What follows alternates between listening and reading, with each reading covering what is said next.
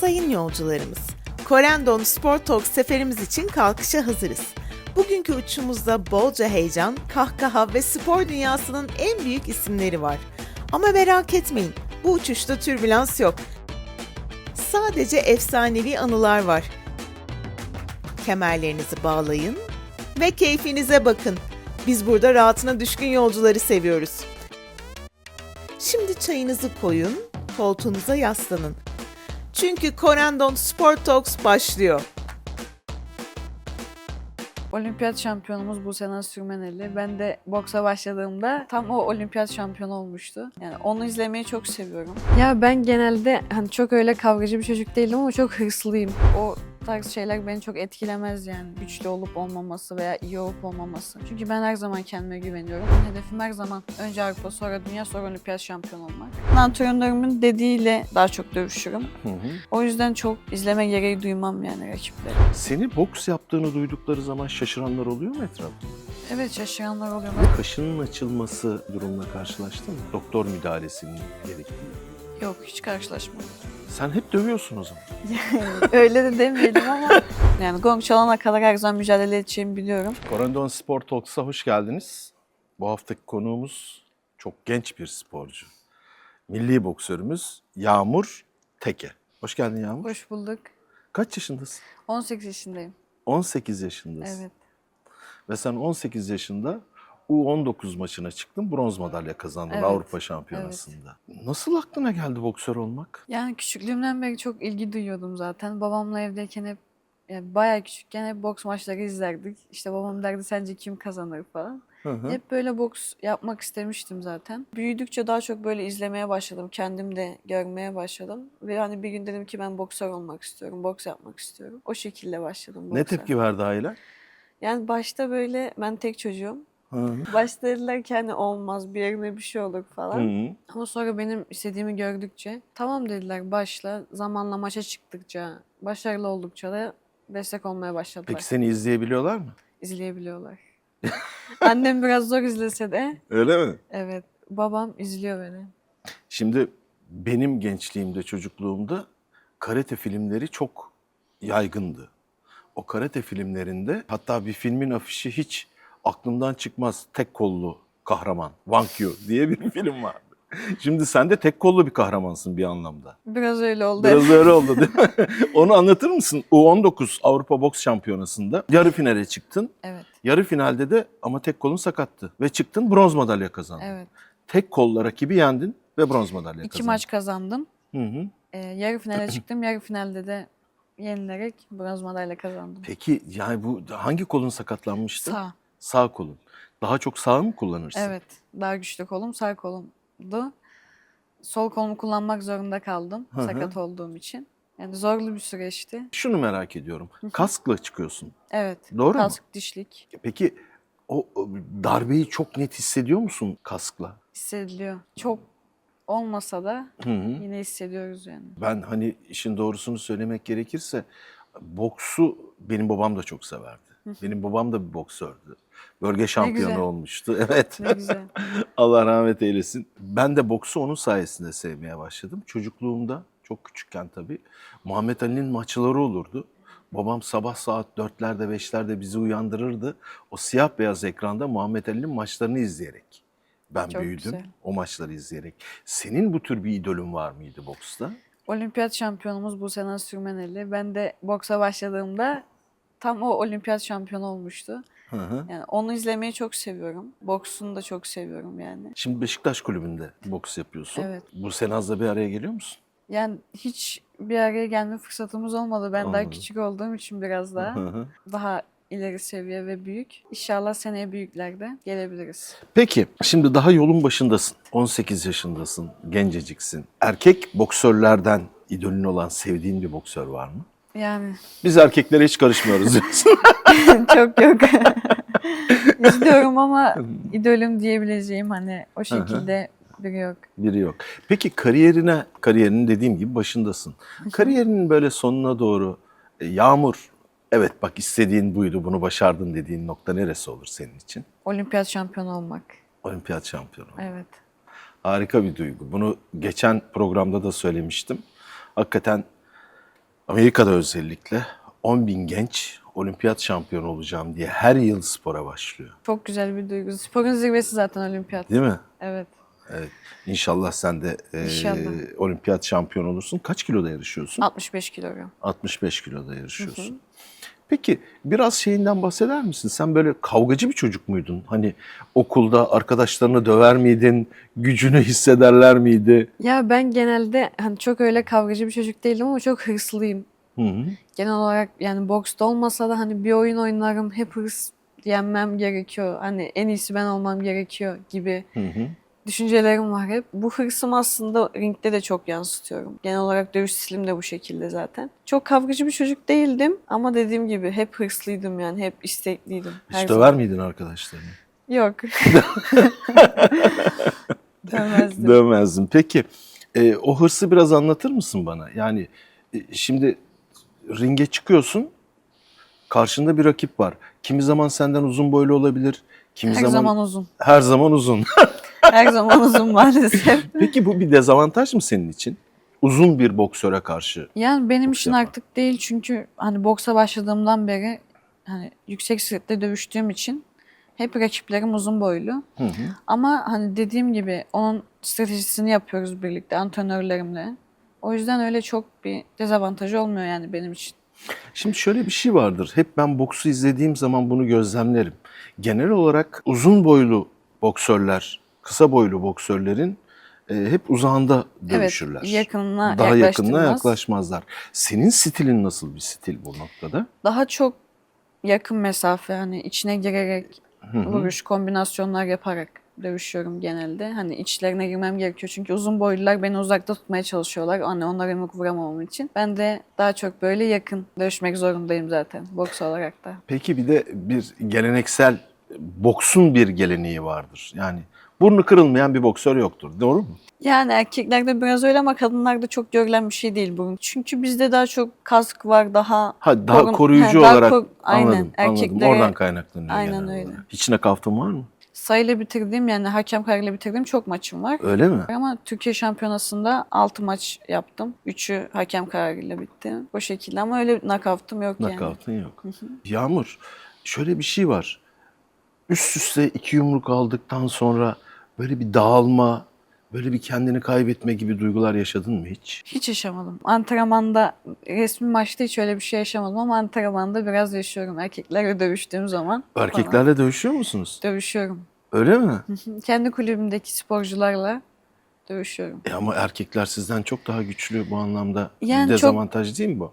Biraz daha korunaklı oluyorlar bize karşı zaten. Hani tam %100 performans vermiyorlar ama yine de birbirimize hani öğretici şekilde spanikler yapıyoruz birlikte. Daha korunaklı bir şekilde. Peki bir boksör hayatını nasıl geçirir? Bir gününü nasıl geçirir? Kadın bir boksör. Çok yoğun tempoda ilerliyoruz. Sabah antrenman, akşam antrenman, çift antrenmanlar her zaman.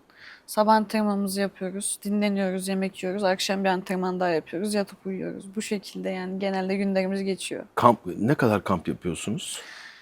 Yani bu sene Avrupa Şampiyonası'na hazırlanırken 4 etaplı bir kamp yaptık. Yaklaşık 4 ay sürdü. 4. Ondan önce Türkiye Şampiyonası'nda da aynı şekilde yoğun bir tempoda geçti. Bayağı uzun bir süreçti yani. Hani böyle bazen şov içinde olsa efendime söyleyeyim Luna Parklarda falan vardır. Bir topa vurursunuz ve sizin o gücünüzü, Evet. vuruş hızınızı, gücünüzü gösterir. Futbolda mesela bir şutun işte kaç kilometre hızla gittiği, voleybolda bir servisin işte kaç kilometre hızla atıldığı gibi. Senin bu sağ yumruğunun gücü hakkında bir veri var mı? Bir veri yok. O konu hakkında bilmiyorum nasıl Bilmiyorsun. bir yok. Peki hiç o Luna Parklarda falan bir balona yumruk attın mı böyle? Attım. Genelde skorları geçerim aslında. Hepsini geçiyorsun. Erkeklerden daha güçlü olduğun anlar vardır tabii bu anda. Bazı erkeklerden. Yani evet. Hepsinden Evet değil. olabilir. Peki rakibi dövmek nasıl bir duygu? Ya aslında dövmek demeyelim de yenmek diyelim. Yenmek diyelim. Doğrusu bu sportif anlamda. Doğru. Güzel bir duygu çünkü maç kazanıyorsun, emeklerinin karşılığını alıyorsun. Yani rakibini yeniyorsun ve alıyorsun. Çok güzel bir duygu. Çünkü zaten asıl hedefin o, asıl hedefin şampiyonluk. Güzel hissettiriyor yani. Bir de sizin en çok sevdiğim ritüellerinizden birisi de dakikalar boyu yumruk atmaya çalıştığınız, yere indirmeye çalıştığınız rakibi o gong tın sesini duyduktan Evet. sonra gidip sarılmak, köşedeki antrenöre saygı göstermek. Bu Evet. sizin çok sevdiğim ritüellerinizden biri. Bu anlamda kazandığın ya da kaybettiğin maçlardan sonra rakiplerinin sana bir sözcüğü var mı? Genelde birbirimizi tebrik ederiz, güzel maçlı deriz. Bu şekilde sarılırız, selamlaşırız ve biter. Hani boks sadece yumruk atmak değil. Bunun arkasında bir strateji yatıyor. Yani Evet. rakibinizin açığını kollamak, rakibinizi yormak, savunmak aynı zamanda Evet. kendinizi. Bu tür stratejileri uyguluyorsunuz. Satranç falan oynuyor musun hiç? Kısmen yani. Kısmen. Evet. Peki sen nasıl bir içgüdüyle yaklaşıyorsun bu tür maçlara? Yani zor maçlarımız da oluyor. Önce antrenörüm izleyip stratejisini yapıp sonra beni oturtup yanına hani maça. Rakibiniz oynayacağın, ringe çıkacağın rakibini önce izliyorsun. Ben değil, antrenörüm izliyor Antrenörün önce. izliyor. Antrenörümüz izledikten sonra oturuyoruz. Hani bana diyor ki kızım bunu yapman gerekiyor bugün. Bunu yaparsan bu maçı kazanacağız diyor. Ben de ona göre dövüşüyorum. Onun Sen dediklerini izliyor musun yapıyorum. rakibi? Çok izlemem yani Neden? azıcık. Yani çünkü zaten antrenörümün dediğiyle daha çok dövüşürüm. Hı hı. O yüzden çok izleme gereği duymam yani rakiplerimi. Peki bu izleme gereği duymamanın arkasında o rakibin güçlü olduğu yanın sende yaratacağı olumsuz bir içgüdüden mi kaynaklanıyor yoksa benim stratejim bu mu diyorsun? Yani benim stratejim bu çünkü o tarz şeyler beni çok etkilemez yani genel olarak güçlü olup olmaması veya iyi olup olmaması. Çünkü ben her zaman kendime güveniyorum. Antrenörüm de zaten bana gerekli stratejiyi vereceğini biliyorum. Bu yüzden çok gerek duymuyorum ona. Peki o ringe çıktığın andan itibaren tırnak içinde söyleyeyim. Sen yine sporcu tabiriyle bunu doğrula.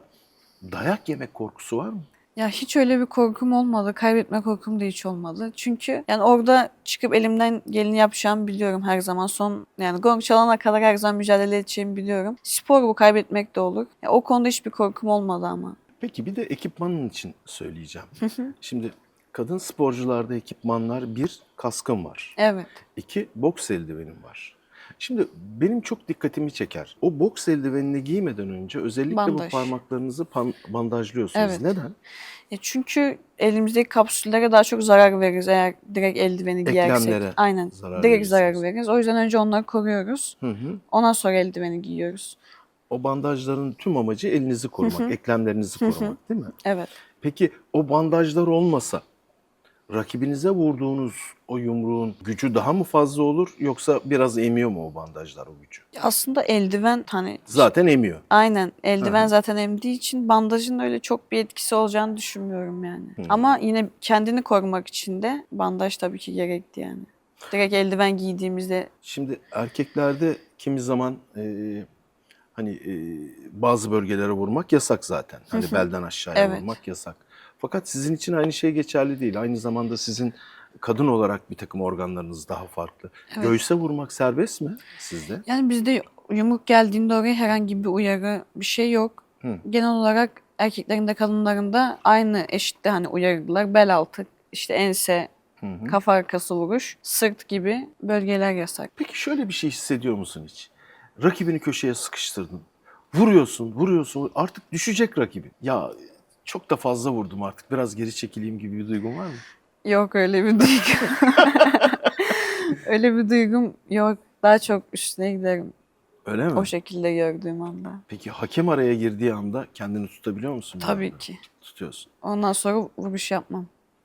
Peki antrenörün de oluyor mu kulağın hep? Evet. Birlikte dövüşüyoruz gibi bir şey zaten. Aslında ben tek gözüküyorum. Hı hı. Ama köşede onun desteğiyle ve onun sesiyle aslında birlikte dövüşüyoruz yani. Sanki birlikte maçı yaşıyormuşuz gibi. Çünkü onun demesiyle mesela şimdi kızım bunu yapman gerekiyor dediği zaman onu yaparım. Peki sence en güçlü yanın savunman mı yoksa hücumun mu? Atak, hücum. Atak. Evet. Gözüm kara diyorsun ringe çıktığın zaman. Biraz öyle. Rakibinin senin üzerine geldiğin anda. Bir anda çünkü ben bazı açılarda bunu izliyorum. Tamamen kapanıyorsunuz, savunmaya başlıyorsunuz. O arada da yumruklar gelmeye devam ediyor. O anda ne hissediyorsun? Rakibi kontrol edebiliyor musun mesela o noktada? Yani öyle hani kapandığım rakibim benim üstüme geldiği an yaşamadım hiç daha. Sen tam bir deli fişeksin ringde o zaman. Evet öyleyim. Öyle mi? Hiç öyle kapanıp rakibim bana çok vurduğu anım olmamıştır yani. Kapanıp sadece beklediğim, onun bana vurduğu bir an yaşamadım hiç. Sen sürekli olarak atak halindeydin. Yani Boks kısmen yapıyorsun. öyle daha çok ortada atak, hücum. O şekilde dövüşüyorum. Anne baba maçı izliyor diyorsun. Tek çocuğum diyorsun. Evet. Salonda mı izliyorlar? Salona gelip mi izliyorlar seni? Salona gelmeye çok fırsatlar olmuyor şehir dışı Hı hı. olduğu için ama ben hani maçta inerim, babam zaten ararım onu hemen. Hı. Tebrik ederim kızım, bir videonu at izleyelim der zaten direkt. Hı hı. Annem de aynı şekilde, atarım izlerler. Seni canlı izlediler mi hiç? İzlemediler daha. İzlemediler. Yok. İzleyebilirler mi sence? Yani bence babam rahat izler de annem biraz daha böyle ay kızıma bir şey olacak gibi tepkiler verebilir yani. Bir totemin var mı? Maça çıkarken özel olarak kendine hazırladığın bir takı olabilir, bir inanç olabilir. Eldiveni her zaman sağ elimle önce giyerim. Ringe de her zaman sağ ayakla çıkarım. Bu benim kesinlikle totemim. Hep budur yani. Antrenmanda bile hep eldiven önce sağ. Önce sağ el. Evet. Yani. Maça çıkarken de, antrenmana çıkarken de sağ el ve sağ ayak. Evet. Totemim bu. Zaten bu. Dua eder misin Ederim. maçtan önce? Maçtan önce geldiğimde tam köşeye çıkacakken orada bir dua ederim. Ondan sonra sağ ayakla girerim. Hı hı. Peki bir şey daha soracağım. Hiç böyle kaşının açılması vesaire gibi durumla karşılaştın mı? Doktor müdahalesinin gerektiği. Yok, hiç karşılaşmadım. Sen hep dövüyorsun o zaman. Yani öyle de demeyelim ama genelde kaş açılması bizde de çok olmuyor. Kask olduğu Kasktan için. dolayı evet. Burun kanaması falan oldu tabii ki ama. Burun kanaması. Oraya hemen tampon yapıyorlar değil mi Evet, burun evet. kanaması? Ama nefes almanı güçleştirmiyor mu bu? Yani evet. Ama orada Güçleştiriyor. hani yaptıktan sonra alıyorlar zaten Hı hı. durduğunda. Hı hı. Sıkıntı olmuyor o yüzden. Çok genç, güzel bir kızımızsın. Teşekkür ederim. Maşallah diyelim, nazar değmesin sana. Boks bir anlamda hani belki de hani toplumun ön yargılarından dolayı kadınlar için çok uygun olmayan bir spor dalı diye tanımlanıyor. Oysa ben sporun her alanının, kadınların sporun her alanında başarılı olacağına inanıyorum. Her alanını yapacağına inanıyorum. Seni boks yaptığını duydukları zaman şaşıranlar oluyor mu etrafında? Evet, şaşıranlar oluyor. Ne Nasıl gibi boks tepkiler alıyorsun? Nasıl boks yapıyorsun? Hani bir yerin acımıyor mu? Hı hı. Niye boks yapıyorsun? Neden boks diye sorular çok alıyorum. Ne cevap veriyorsun? Bir yerin acımıyor mu mesela? Tabii ki acıyor, kanıyor, sakatlıklar yaşıyoruz ama bizim mesleğimiz bu. Yani acıması, kanaması, sakatlıklar bunlar çok normal şeyler. O yüzden bu sporu seviyorum yani. Peki eğitimin şu anda lisede misin? Evet, lise son sınıfım. Lise son sınıfta nerede okuyorsun? Açıktan okuyorum. Açıktan okuyorsun. Açık lisede okuyorsun. Evet. Peki hedefin, eğitimdeki hedefin ne? Spor Bilimleri Fakültesi. Hı hı. Seneye sınava gireceğim inşallah. Güzel bir sonuç alırım orada İnşallah. da. Sen korkusuz, deli fişek bir boksör de olsan. Sonuç itibariyle bu olimpiyatlar gibi, dünya şampiyonaları gibi, Avrupa şampiyonaları gibi şampiyonalara çıkarken henüz çok gençsin ama yine de insanın içinde bir acaba tedirginliği olur. Kazanabilecek miyim tedirginliği olur. Bunun için bir mentörle, bir psikologla bir destek alıyor musun? Alıyorum kısmen ama daha çok hep antrenörüm bana bu konuda çok destek oluyor. Hı hı. Hep yanıma gelir, ben sana çok inanıyorum, çok güveniyorum gibi cümleler kurar bana her zaman. Hep de konuşur benimle maçtan önce en az böyle bir 10 dakika. O bana kendimi çok inandırıyor. Çok güvendiriyor daha doğrusu. Hani mesela ben desem ki zorlu bir maç mı geçecek gibi düşüncelere kapılsam da o bana her zaman daha çok rahat ol, ben sana güveniyorum ve başaracağız diye yaklaştığı için beni rahatlatıyor. Peki şimdi sana küçük küçük sorular soracağım. Kroşe mi, aparkat mı? Kroşe, Peki knockout mı, puanla kazanmak mı? knockout, Knockout. Tatlı mı, tuzlu mu? tatlı. Sen de benim gibisin. Peki köşeden antrenör sesi duymak mı yoksa tamamen kendi iç sesine odaklanmak mı? Köşeden antrenör sesi duymak. O rahatlatıyor değil mi seni? Tabii ki. Kendi antrenörümü duymak Hı hı. rahatlatıyor. Yalnız olmadığın duygusu veriyor Aynen, sana. aynen öyle. Peki. Tartı öncesi açlık mı? Maç sonrası ağrılar mı? Hangisi daha dayanılmaz? Tartı öncesi açtık. Öyle, Günlerce aç kaldığımız oluyor bazen. Susuz öyle kaldığımız mi? oluyor. Saunaya falan giriyorsunuz değil mi? Evet. Su kaybedip kilodan düşmek Aynen. için. Hiç öyle bir şey başına geldi mi? Bu sene yaşamadım ama geçen senelerde yaşıyordum yani. Hmm. Bazen tartı olacak bir gün sonra bir su bile içemiyordum. 60 kiloda dövüşüyordum o zaman. Zorlanıyordum.